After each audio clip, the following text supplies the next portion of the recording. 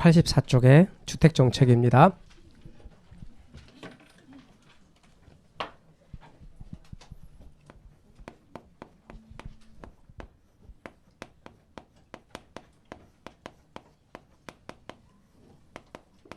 주택정책은요, 크게 구분하면, 원래 크게 구분하면 두 가지로 먼저 구분할 수 있어요.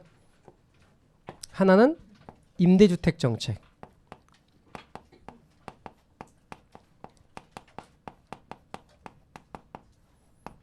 또 하나는 분양주택정책.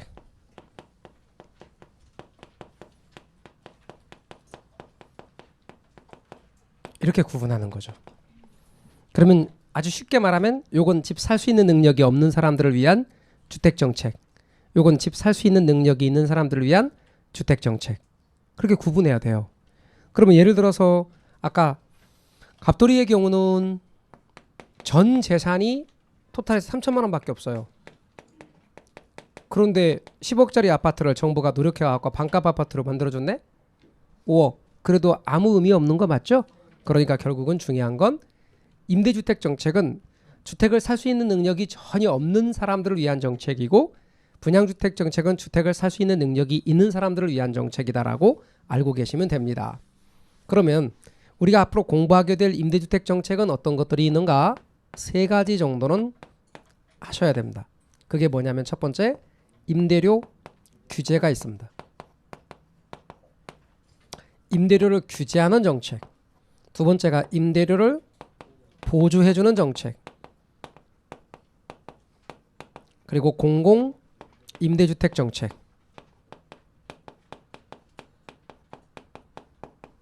공공 임대주택 정책. 이렇게 있습니다. 그다음 분양주택 정책의 경우는 분양가를 규제하는 정책과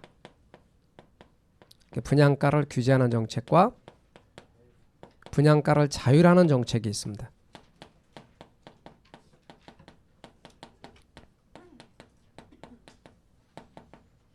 그런데 시험에는 이쪽이 훨씬 더 잘 나옵니다.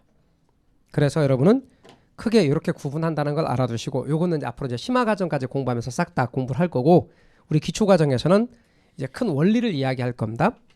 우선 먼저 다시 한번 말씀드리지만, 임대주택 정책은 주택을 살 수 있는 능력이 있는 사람 없는 사람을 위한 정책. 분양주택 정책은 있는 사람을 위한 정책. 그러면 임대료 규제와 분양가 규제는 정책에 있어서 똑같은 거예요, 다른 거예요? 다르죠? 대상이 다르잖아. 그런데 경제 이론적인 측면에서는 원리가 같아요. 어디에 해당되느냐? 둘 다 최고 가격제에 해당돼요. 그러면 최고 가격제가 뭔가? 그거부터 이야기해 볼게요. 이제 지금부터 하는 얘기 잘 들어봐 주세요. 최고 가격제입니다. 지금부터 최고 가격제를 설명할 건데, 우리 부동산 학에서 최고 가격제는 조금 전에 말했다시피 임대료 규제나 분양가 규제가 거기에 해당됩니다.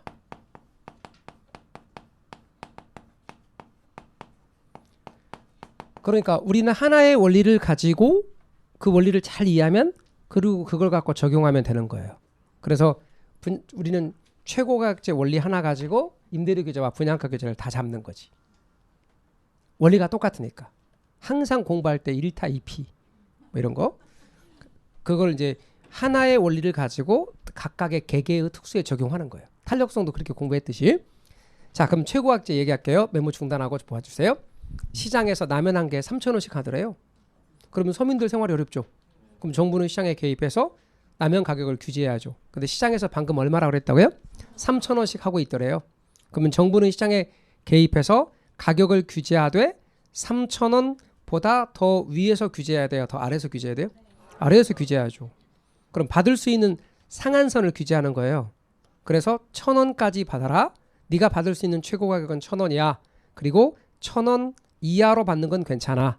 그럼 받을 수 있는 뭐를 설정해 준 거냐면 최고 가격을 설정해 준 거예요. 그런데 최고 가격이 균형 가격 위에 있어요, 아래에 있어요? 아래에 있어요. 위쪽에 있으면 의미가 없죠. 라면 한 개 3,000원 한데 힘들겠다. 5,000원까지 받아. 그러면 이거는 5,000원 아래로 받아. 이거는 아무 의미 없잖아요. 그렇죠? 따라서 제가 다시 한번 그림으로 그려볼게요. 시장을 그림으로 나타내려고 그래요. 시장을 그림으로 나타내려면 X축에 뭘 쓰죠? 수량을 쓰고 Y축에 뭘 쓰죠? 가격을 쓰고 그림으로는 우하향하는 시장 수요 곡선과 우상향하는 시장 공급 곡선이 등장해야 됩니다. 그럼 이게 시장 수요 곡선, 시장 공급 곡선이 되는 것이죠. 교차점이 있습니다. 우리 이 교차점을 뭐라고 하냐면 균형점이라고 합니다.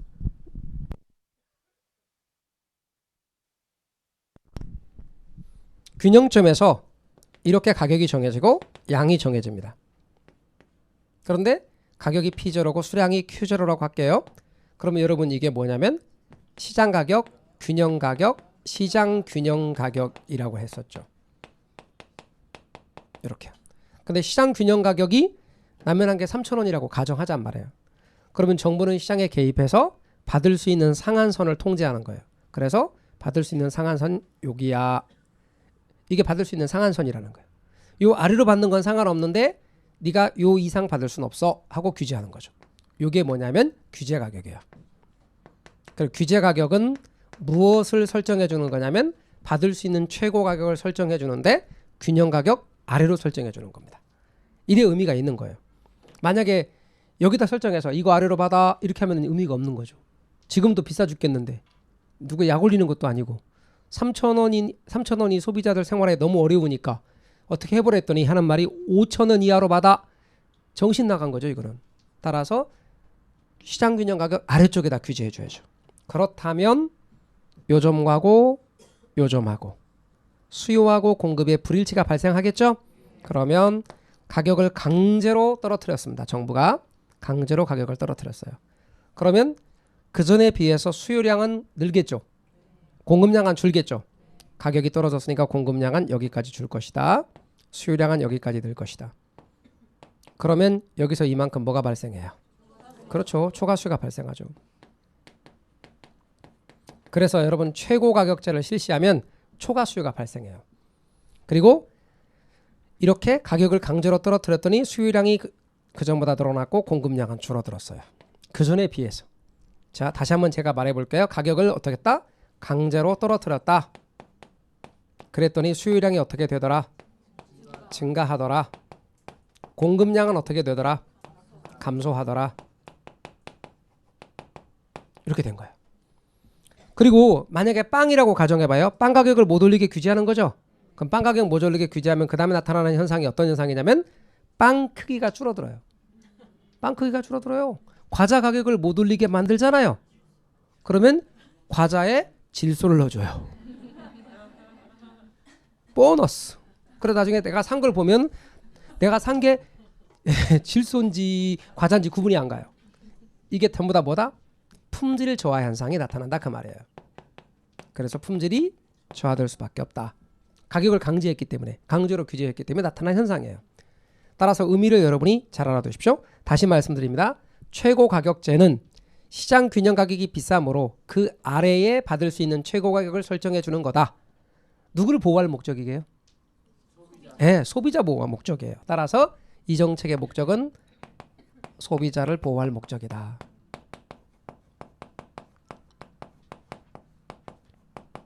이렇게 하는 거예요. 그러면 이제 낮은 가격 혜택 보는 사람 보세요. 요만한 낮은 가격으로 이 사람들은 혜택을 보는 거예요. 그렇죠? 근데 이 사람들은 혜택 못 보는 거예요. 새로운 부작용이 생긴 거예요. 원래는 여기서 수요량과 공급량이 똑같았죠. 그러던 것이 가격을 강제로 떨어뜨리니까 좋긴 한데 그로 인해서 수요량은 늘었고 공급량은 줄어서 이 사람들은 사고 싶어도 못 사는 거죠. 그럼 이 사람들은 못 사요. 이 사람들은 혜택 보는 거죠. 그럼 이 사람들이 이 사람 보고 뭐라고 하냐면 운 좋은 놈들이라 그래요. 그 사람들만 혜택 보는 거고 이 사람들은 혜택 못 보는 거예요. 이게 뭐다? 최고가격제가 나타나는 부작용 중에 하나예요. 자, 그러면 이거를 제가 임대료 규제와 분양가 규제로 적용해 볼 거예요. 자, 임대료 규제로 갈게요. 그럼 이제 이 시장은 무슨 시장이냐면 임대주택 시장이에요. 다시 무슨 시장이에요? 임대주택 시장이에요. 그럼 임대주택 시장의 수요자 누구게요? 임대주택 시장에서 수요자 누구게요? 임차인. 임대주택 시장에서 공급자 누구게요? 임대인. 이해 가셨어요? 자, 그러면 이제 임대료를 강제로 떨어뜨린 거예요. 그러면 수요량이 늘고 공급량이 주네요. 그럼 임차인 입장에서는 일단 혜택 보는 거 맞죠? 이 사람들은 혜택 봐요. 근데 여기 있는 임차인들은 혜택 못 보죠. 그러면 보세요. 수요량은 얼마만큼이냐면 여기서 이만큼이 수요량이야 지금. 맞죠? 근데 공급량이 얼마만큼이냐면 여기서 이만큼이 공급량이죠. 그럼 이만큼의 수요가 공급을 초과하고 있잖아. 그럼 임대주택 구하기가 쉬워졌어요, 어려워졌어요? 임차인 입장에선 임대주택 구하기가 어려워졌다는 거예요. 그 다음 임대인 입장으로 봐봐요. 임대인 입장. 원래 임대인 입장에서의 임대료 수입이 얼마만큼이냐면 요거 곱하기 요거니까 우리 앞에서 임대료 총수입은 사각형 면적이었던 거 기억나세요? 요만큼이 임대료 총수입이었는데 임대료를 규제해버리니까 임대인의 임대료 총수입이 이만큼으로 줄었다 이 말이에요. 말뜻 이해가 되셨나요? 임대료 총수입이 줄었어. 그럼 임대인이 재미없겠죠. 임대주택에 투자를 안 하려고 그래요. 따라서 임대주택의 투자 기피 현상이 나타난다. 기존 임대주택도 용도를 바꾸려고 한다. 에듀윌 유료 회원만의 고객 밀착해요. 아 뭐였지 이거? 어떡하지? 자, 제가 도와드릴게요. 누구세요? 저 애들 학습 매니저인데요. 이거 좀. 자, 일로 와보세요. 자, 언제든 필요하시면 연락 주세요. 언제든지요? 언제든지. 감사합니다. 밀착 헤어 받아가며 합격하는 혜택. 오직 에듀윌 유료 회원에게만. 에듀윌. 아들, 엄마 그런 거 아니야. 공부하시죠. 네.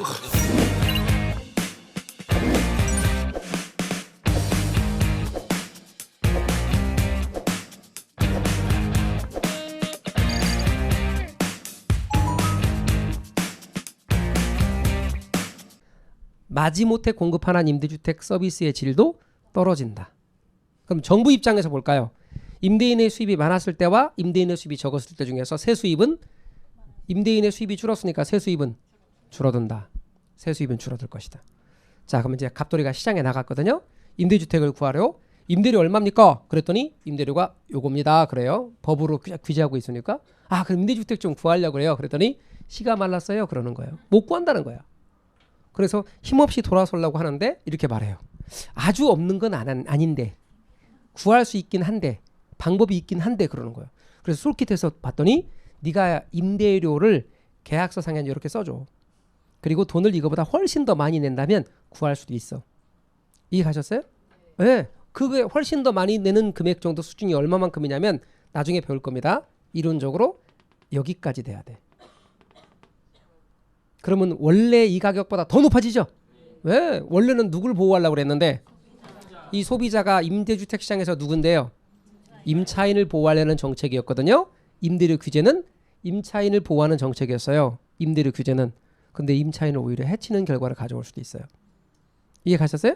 그럼 이제 이런 질문을 해. 아니 얘기 들어보니까 임차인도 나쁘고 임대도 나쁘고 정부도 나쁘고 다 나쁘고만 왜 이 정책을 합니까? 이렇게 물어보는 분도 있단 말이에요. 자, 그럼 만약에 이렇게 봐요. 우리가 양약 같은 걸 먹어요. 양약. 소화불량에 걸려서 먹었어요. 그럼 소화불량에 나섰어요. 약효가 있는 거죠. 근데 약 가운데서 약간 독성이 좀 센 것도 있어요. 약 효과 센 것들이. 그러면 뭐가 나타나냐면 부작용이 나타나죠. 그래서 여러분 보통 약을 드실 때 약 봉지에 뭐라고 써 있어요? 식후 30분 후에 드시라 그러죠. 왜 식후 30분에 드라고 그래요? 그거 먹으면 잘못하면 위에 부담감을 줄 수 있다는 거예요. 위험 같은 걸 초래할 수 있는 거예요. 약이 세니까. 그 약을 먹었더니 소화불량 걸렸더라. 이런 부작용이 올 수 있잖아요. 아니면 위험이 나타났다. 그럴 수 있잖아요. 위험 증상이 나타날 수 있다. 그래서 예를 들어서 치명적인 병은 치료가 됐는데 위험 증상이 나타날 수 있으니까 부작용이 있을 수 있다. 부작용에 대해서 주의하라. 이렇게 난단 말이에요. 근데 만약에 약을 먹었어. 위험이 나왔어. 그런데 부작용으로 암 걸렸어. 그러면 그 약효가 있는 거예요? 없는 거예요? 없는 거지. 부작용이 너무 크잖아. 부작용이 작고 약효가 클수록 그 약은 효과가 있는 거죠. 정책도 똑같다는 거예요. 모든 정책은 부작용을 야기해요. 근데 부작용이 적고 그 정책 효과가 크면 그 정책은 효과가 있는 거죠. 많이를 보세요, 여러분. 제가 수요나 공급 곡선을 이렇게 안 그리고 수요 곡선이나 공급 곡선을 이렇게 그려볼게요. 이렇게. 그리고 이게 수요 곡선, 이게 공급 곡선이라 해볼게요. 그러면 여러분 아까 수요 공급 곡선보다 훨씬 더 가파르죠? 가파른 그림이 비탄력적이라고 그랬죠? 비탄력적인 그림은 단기라고 그랬어요? 장기라고 그랬어요? 단기라고 그랬잖아요. 단기에 수요 곡선이 비탄력적인 까닭은 대체재가 많지 않아서이고 공급 고픈이 단기에 비탄력적인 까닭은 공급이 그만큼 어려워서이죠. 그러므로 요거는 아시다시피 단기인 거 맞죠? 그리고 상대적으로 요거는 뭐예요? 장기죠, 장기. 그럼 단기에는 다시 보세요. 초과수요 크기가 큰가 작은가 보세요. 초과수요 크기가 아까보다 커요, 작아요? 훨씬 작죠. 그런데 이 초과수요 크기가 주택을 못 가지는 공급 부족이잖아요. 실은 부작용이라고. 그럼 봐봐요. 단기에 만약에 임대료 규제 정책을 해볼게요. 임대료를 떨어뜨렸거든요. 그런데 초과수요 크기는 작고 혜택 보는 사람이 여기까지 혜택 보지. 그럼 혜택 보는 사람 되게 많죠. 혜택 못 보는 사람 적고. 그러니까 임대료 규제 정책이 단기는 아주 효과가 있는 거예요. 따라서 분양가 규제나 임대료 규제는 단기에 강력한 효과가 있다고. 그 대신 장기로 가면 탄력적이 되는 거죠. 그래서 정책 효과는 점점 작아지고 부작용이 커지는 거예요. 그러니까 이 정책들은 장기로 끌고 가는 정책이 아니라 단기에 하는 정책이라는 거예요. 그리고 이 공급 부족 문제를 해결해주는 다음 정책이 나와줘야 되는 거예요. 다시 한번 정리할게요. 최고 가격제입니다. 여러분 지엽적인 것에 신경 쓰지 말고 최고 가격제는 시장 균형 가격 위쪽에 통제 아래쪽에 통제, 아래쪽에 받을 수 있는 최고 가격을 통제하는 정책, 이거 아래로 받아라 하는 정책. 원래 목적은 소비자 보호다. 그런데 이걸 임대주택 시장으로 가면 임차인 보호라 한다. 분양주택 시장에서는 주택을 사는 소비자, 주택 소비자를 보호할 목적으로 하는 정책이다.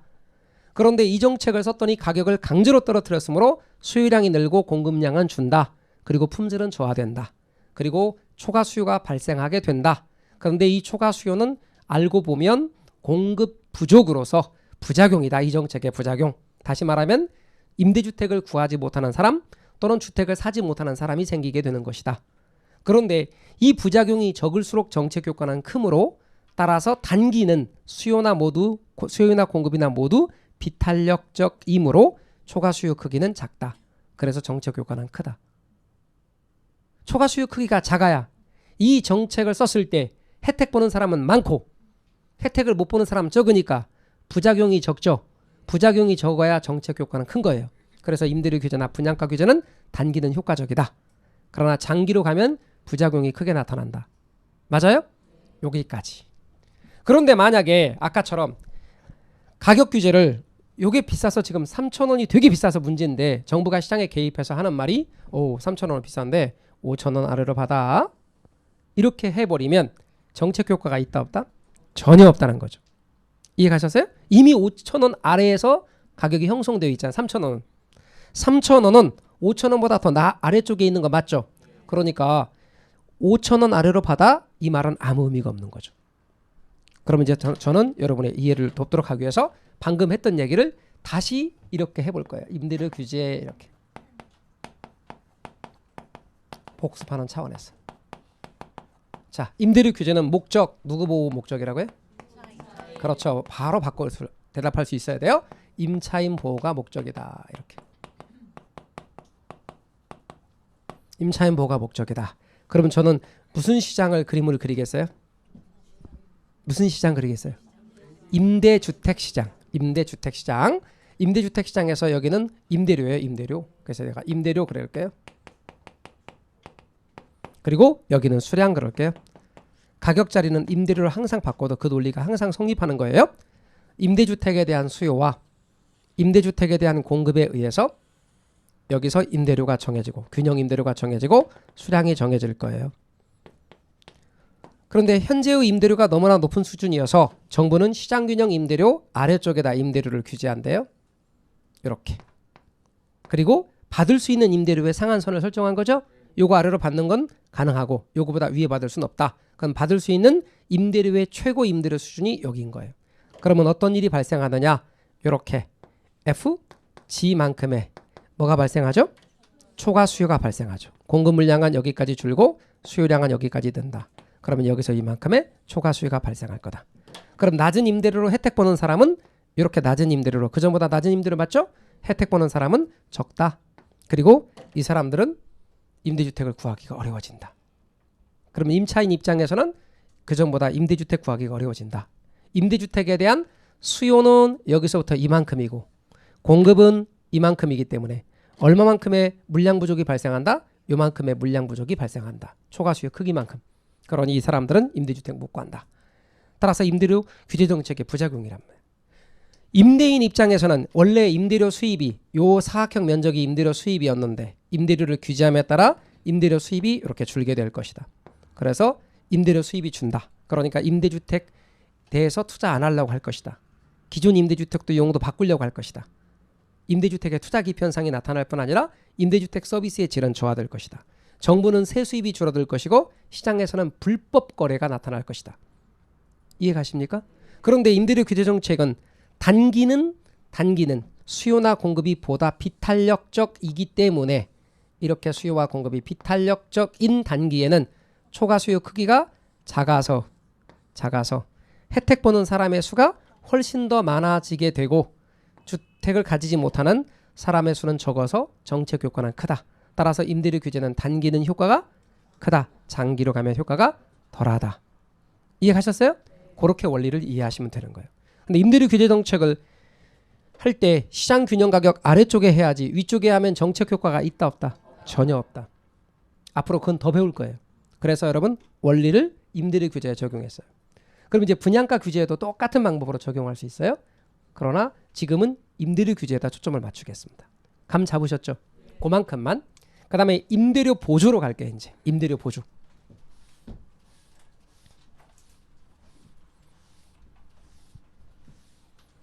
임대료 보조 갈게요.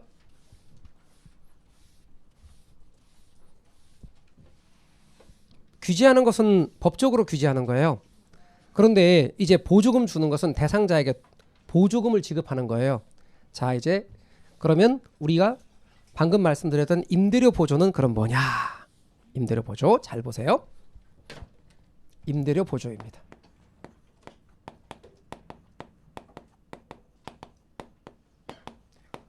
임대료를 보조하는 것인데요. 임대료 보조는 크게 둘로 구분할 수 있어요.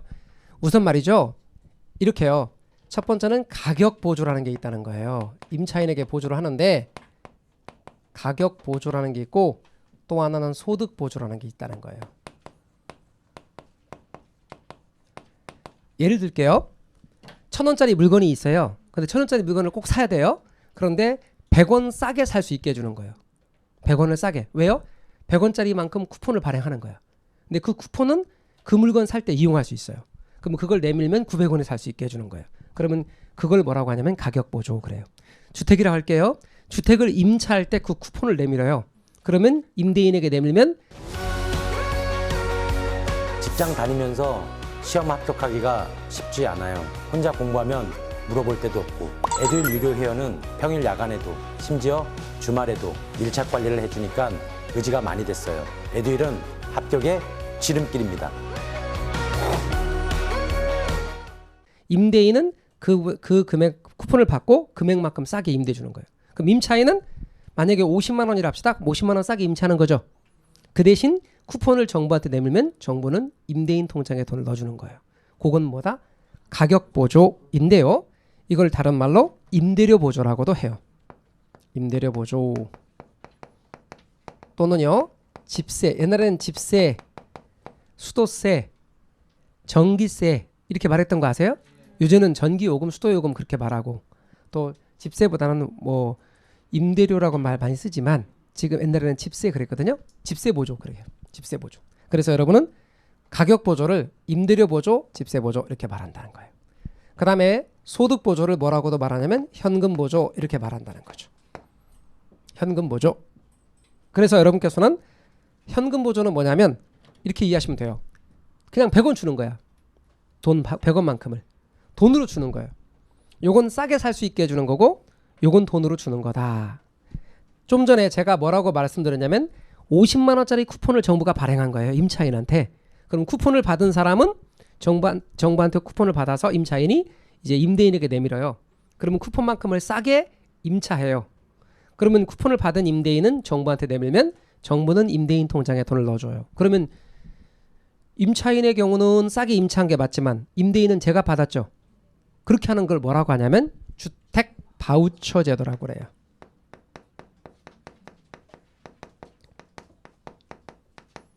주택 바우처 제도. 여러분 이 주택 바우처는요. 어디에 해당되냐면 임대료 보조에 해당되는 거예요. 임대료 보조에 해당된다. 우리나라에서는 전체적으로 다 하고 있지는 못해요. 서울시에서만 일부 하고 있어요. 서울시 예산으로. 다시 와서 보세요. 가격 보조는 싸게 임차하는 것. 좀 더 싸게 임차하는 것. 그럼 쌀 가격 보조가 뭐예요? 쌀을 살 때 싸게 임차할 수 있도록 하는 거. 그 다음에 소득 보조는 그냥 돈으로 주는 거.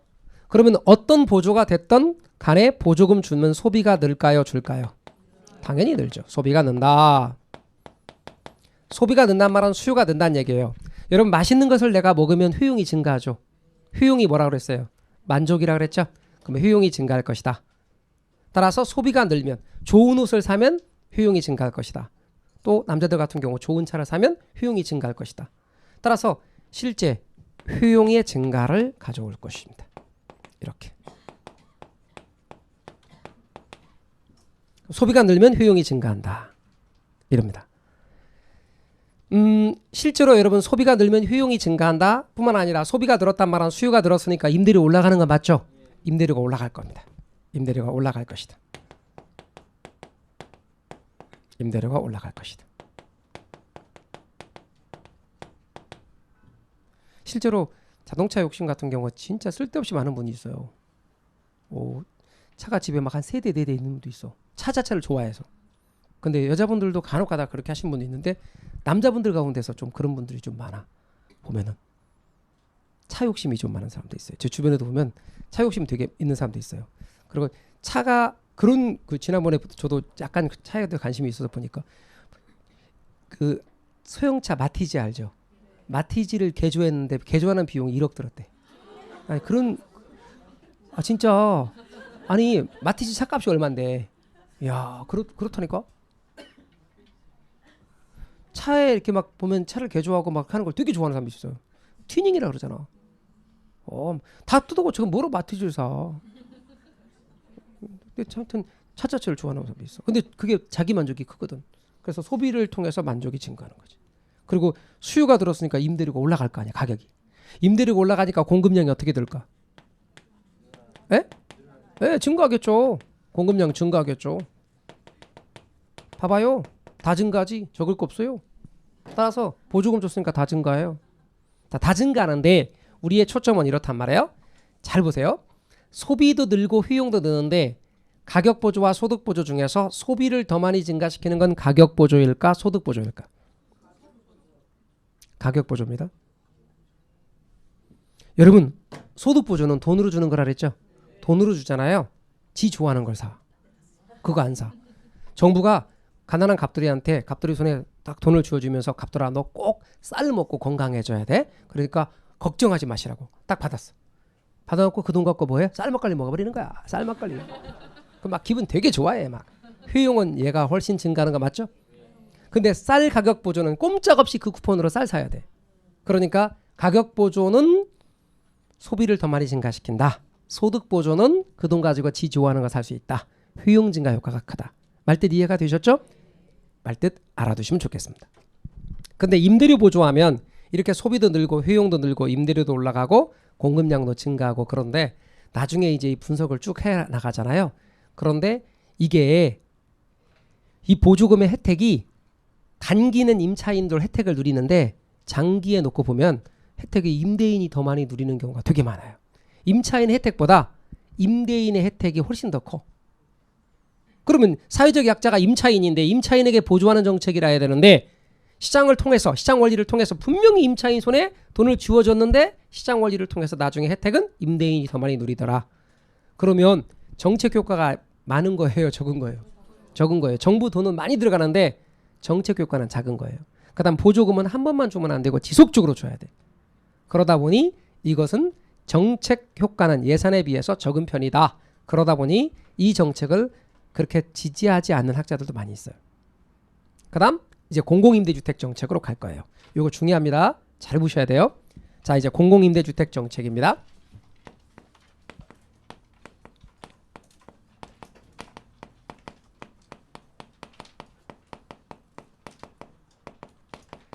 공공임대주택 정책인데 먼저 우리 아까 제가 어떤 얘기를 했냐면 임대료 규제하면서 무슨 시장을 가정했어요?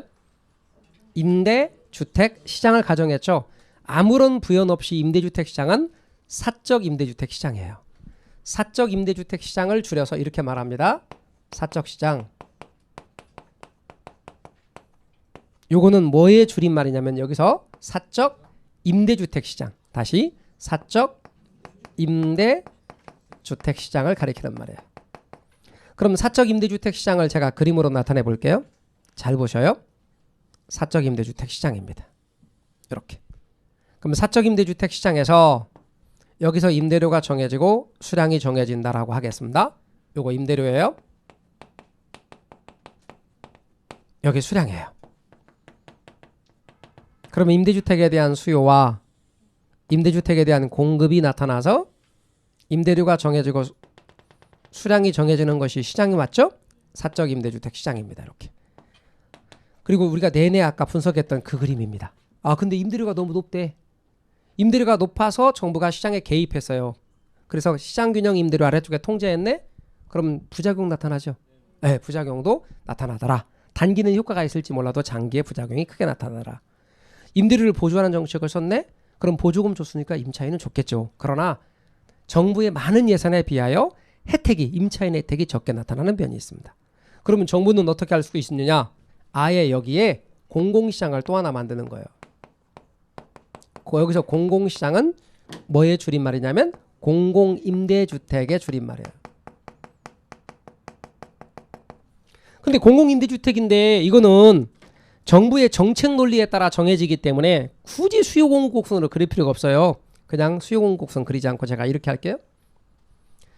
정부가 LH공사 같은 걸 통해서 임대주택을 짓되 이렇게 사적시장에서 공급하는 임대주택과 품질은 거의 유사하게 짓는 거예요. 그 대신 임대료를 싸게 하는 거야. 이거보다 이렇게 임대료를 싸게 했어요. 낮은 임대료로 공급을 하는 거예요. 그럼 낮은 임대료로 공급을 해버리면 일단 시장이 둘로 나누어지죠. 그리고 소득이 낮은 사람부터 이쪽으로 이동해 오는 거예요. 그러면 사적시장의 수요는 어떻게 될까요? 줄어요. 사적시장의 수요가 줄어요. 이렇게. 여기 있는 사람이 이쪽으로 왔으니까. 사적시장의 수요가 줄어요. 이렇게. 사적시장의 수요가 줄면서 임대료가 어떻게 될까요? 떨어져요. 임대료가 수요가 줄었으니까. 이만큼 임대료가 떨어지는 거예요. 그러니 사적시장에 남아있는 사람도 공공시장으로 이동한 사람도 이만큼 마치 정부한테 임대료 보조를 받은 것과 같은 혜택이 있어요. 다시요? 임대료가 원래 R0였죠? 그런데 임대료가 떨어졌죠? 그러니까 여기 남아있는 사람도 이쪽으로 이동한 사람도 이쪽으로 이동한 사람은 낮은 임대료를 공급받았으니까 이쪽에 남아있는 사람은 임대료가 떨어졌으니까 이 차이만큼 정부한테 보조받은 것과 같은 혜택을 얻습니다.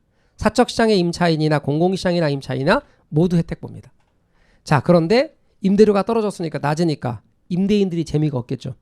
그러면 이제 곧이어 임대인들은 임대주택에 대한 공급을 줄이기 시작합니다. 공급을 줄여요. 공급을 줄이니까 임대료가 도로 올라가요. 이렇게 올라갑니다. 도로 올라가요. 사적시장의 임대료는 도로 상승. 그러니까 장기에 가면 사적시장에 남아있던 임차인의 혜택은 사라져요. 공공시장으로 이동한 임차인만 혜택을 봐요. 그리고 공급 물량이 여기까지 줄어요. 공급 물량이 줍니다.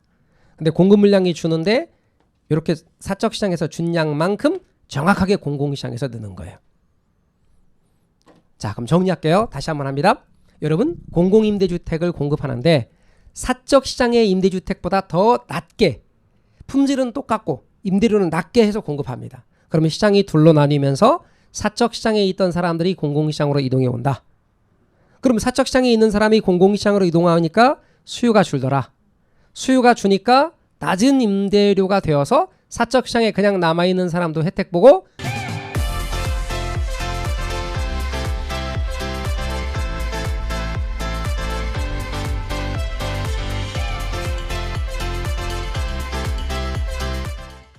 공공시장으로 이동한 사람도 혜택 본다. 단기는 모두 혜택 보여요. 그런데 장기에 사적시장의 임대주택의 공급은 준다. 그에 따라서 임대료가 도로 올라간다.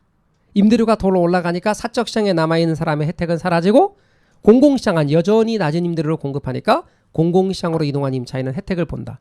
맞아요? 그리고요. 사적시장에서 공급량이 이만큼 줄죠? 맞습니까? 준 양만큼 정확하게 공공시장에서 늘어요. 그러니까 시장 전체 공급량에는 변함이 있다 없다? 없어요. 불변입니다. 그럼 우리 다시 한번 정리해봐요. 임대료를 규제하는 정책은 규제니까 아까 공급량이 어떻게 될게요? 줄었어요. 규제니까 줄었다고요. 아까 임대료 규제하니까 수요량은 늘고 공급량은 줄었잖아요. 임대료 보조하는 정책은 공급량이 어떻게 됐죠? 아까 증가했죠. 근데 공공임대주택 정책은 여기서 준 만큼 여기서 늘었어요. 불변이에요. 이렇게 되는 겁니다. 그런데 아까도 제가 말씀드린 것처럼 우리 현실에서 생각해봐요. 그러니까 다행히 운 좋게 지금 주택을 마련하신 분들은 상관없지만 이제 우리의 자식 세대들, 후손 세대들 보세요. 지금 젊은 세대들 임대주택 같은 경우 그 방법밖에 없어요. 어떻게 주택을 사냐고. 너무나 주택값이 비싸니까. 그러면 주택을 마련하는 길이 뭐예요? 공공임대주택 같은 경우가 있으면 좋잖아요. 만약에 이런 거를 이런다고 생각해 보세요. 정말 10년에 걸쳐서 10년 동안 임대를 할 수 있다. 그리고 임대주택은 주변 사적 임대주택 시장보다 주변 시장보다 한 60% 선으로 받는다. 그러니까 품질은 똑같아. 근데 일반 시장에서 공급하는 임대료보다 한 60% 선으로 공급한대. 그리고 임대차 계약을 맺는데 10년까지 할 수 있대. 자, 그리고 10년 후에 본인이 원하면 다시 재계약 갱신할 수 있대. 갱신할 때는 일정 금액 이상으로 더 올려받지 않는데. 그리고 그것을 갱신해서 만약에 최대 50년까지도 할 수 있대. 그런다면 누가 주택을 사겠냐고. 그렇지 않겠습니까? 그러니까 결국은 주택을 사는 이유가 두 가지잖아요. 첫 번째는 주거 불안정, 두 번째는 이러다가 내 재산 형성에서 남들보다 뒤처지겠다. 그러니까 집값이 올라간 거 그걸 갖고 재산 형성하겠다는 사람들이 많잖아요. 그런데 실은 주택을 마련하기가 쉽지가 않단 말이에요. 너무나 고가다 보니까. 그랬을 때 이 주거 문제를 해결하는 방법은 임대료 규제는 단기 정책이잖아요. 임대료 보전은 정책 효과가 별로 없잖아요. 그럼 공공임대주택 정책으로 가야지. 그럼 여쭤볼게요. 공공임대주택 정책 시행하는 거 찬성입니까? 반대입니까? 여러분?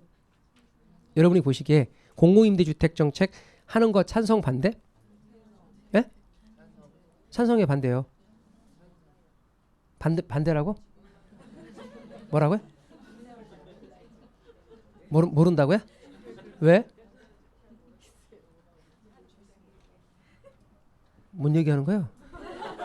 뭐가 뭔지 모른다. 이게 뭔 말이야?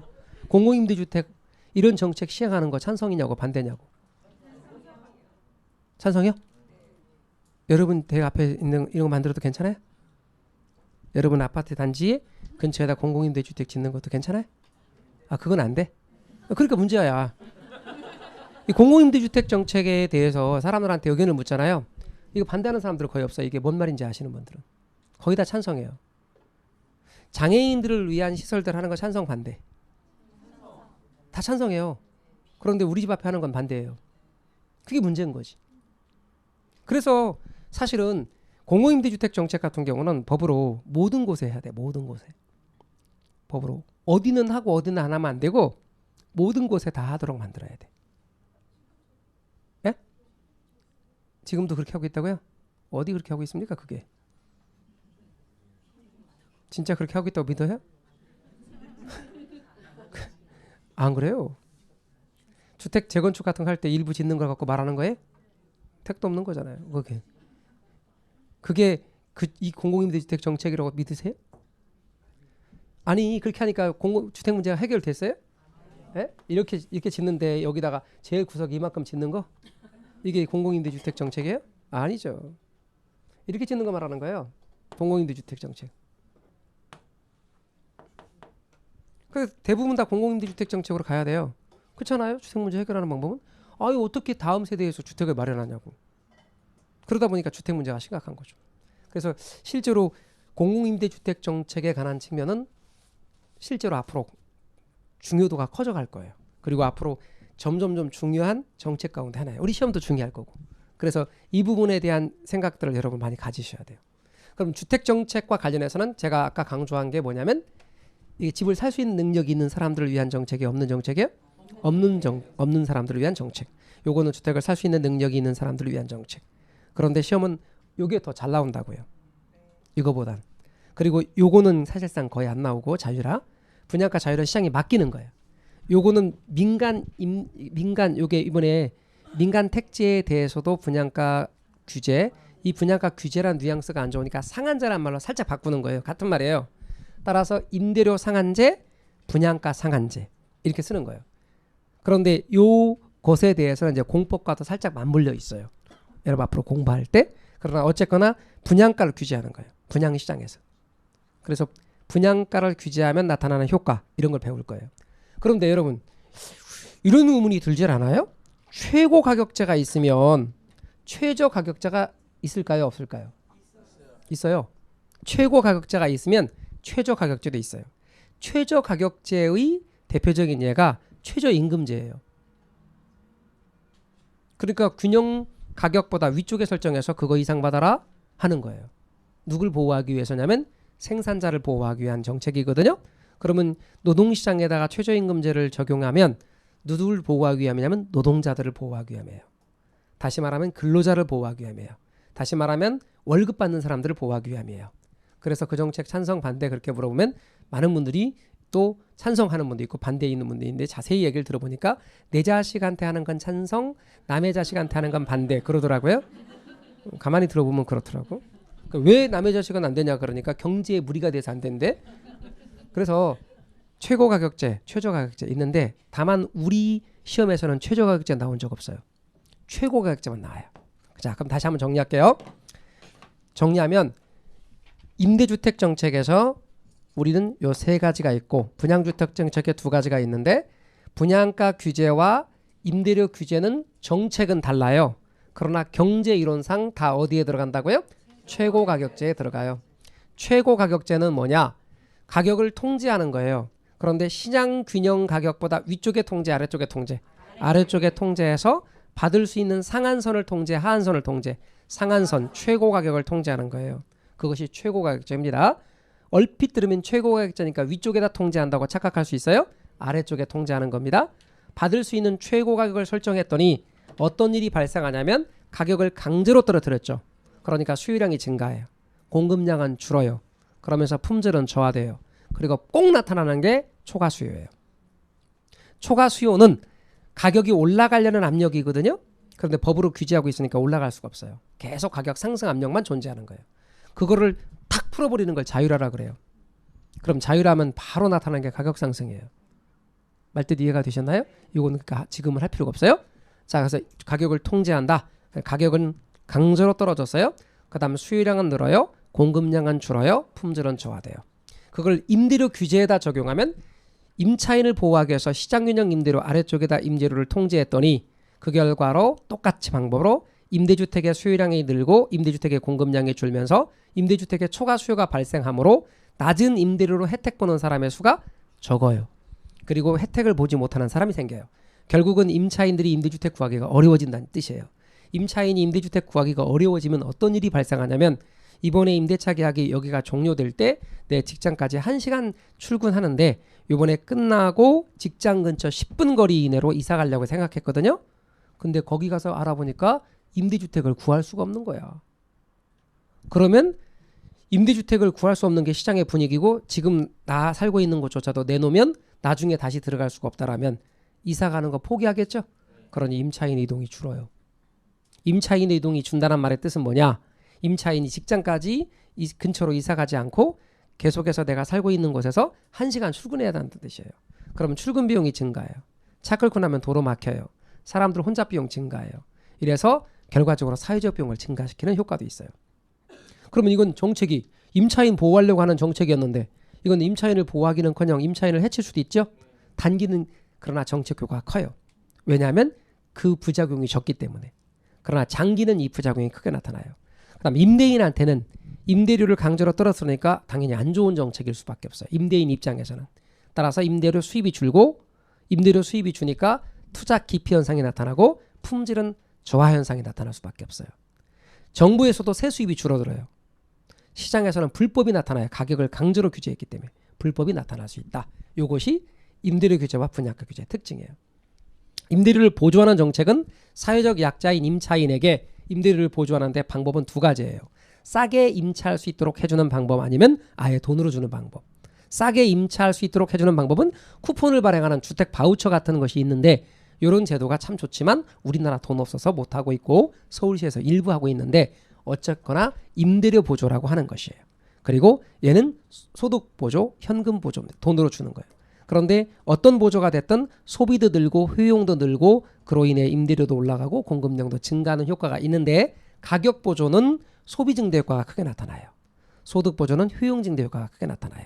보조금 줬으니까 공급량이 늘어요. 아까 임대료 규제할 땐 공급량이 줄었는데. 그런데 이 정책의 효과는 정부 예산에 비해서 정책 효과가 미미하다는 단점이 있어요. 그래서 공공임대주택 정책 같은 경우를 많이 써요. 공공임대주택 정책은 사적 시장은 그대로 두고 여기다 공공시장을 만들어서 사적 시장과 경쟁을 유도시키는 거예요. 그러면 정부가 공공임대주택을 사적 시장, 민간 기업들이 공급하는 사적 임대주택 시장의 임대주택과 품질은 유사하게 만들면서 임대료를 싸게 공급해 주는 거예요. 그럼 자연스럽게 사람들이 이쪽으로 이동해 오니까 여기 수요가 줄어서 임대료가 떨어져요. 그러면 여기 있는 사람도 혜택 보고 여기로 이동한 사람도 혜택 보는 거예요. 그러나 중요한 건 사적 시장은 언제나 수요 공급 논리에 따라 정해지니까 임대인들이 재미가 없어서 곧 임대주택의 공급을 줄여버려요. 그러면 공급을 줄이게 되면 다시 임대료가 올라가기 때문에 사적 시장의 임대료는 장기로 가면 원래 수준으로 회복돼서 여기 남아있던 사람들의 혜택은 단기만 혜택 보고 장기는 혜택이 사라져요. 공공시장으로 이동한 사람은 단기나 장기 모두 혜택 봐요. 그 다음에 사적 시장의 공급량이 줄었지만 공급시장의 공급량이 늘었기 때문에 공급량의 경우는 사적 시장에서 준 만큼 공공시장에서 늘어서 시장 전체 공급량에는 변함이 없어요. 여기까지가 임대주택 시장의 전체적인 얘기입니다. 그리고 주택정책에서 우리 기초과정에서 나름 약간 그래도 높여본 거예요. 왜냐하면 다음 바로 기본 이론에 들어갈 준비까지 다 해놓기 위해서 나름 어느 정도까지는 높여봤습니다. 87페이지 보실까요? 부동산 조세 정책이죠. 이 부동산 조세 정책에서는 탄력성 얘기 나오죠. 그러면 우리 지지난주죠. 에 다뤘던 탄력성의 기초. 지난주는 수요 공급 균형에 관한 기초를 다시 했죠. 오늘은 탄력성에 대한 기초도 같이 하면서 부동산 조세 정책 이어가도록 하겠습니다. 우리 쉬었다가 계속해 나갈게요.